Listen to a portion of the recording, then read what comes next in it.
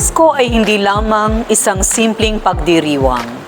Ito ay isang pagkakataon upang magbigayan, magmahalan, at magpasalamat sa mga biyayang ating natanggap.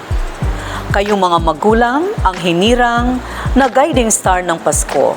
Kayo ang mga bituin nagsisilbing ilaw, nagbibigay liwanag at pag-asa. Ang inyong pag-aalaga at pag-uunawa ang nagbibigay saysay sa buong pamilya. Kayong mga guro, ang mga megastar ng edukasyon ngayong Pasko. Kayo ang mga bituin na nagbibigay ng inspirasyon sa mga mag-aaral.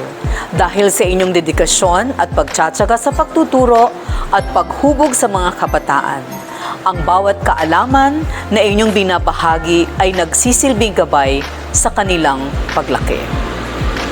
Kayong mga mag-aaral, ang mga superstar ng Pasko, ang pinaka-maningning na star ngayong Pasko.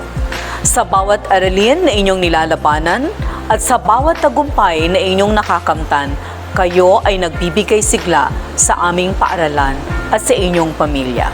Ang inyong kasipagan at determinasyon ay nagbibigay ng liwanag sa buong komunidad.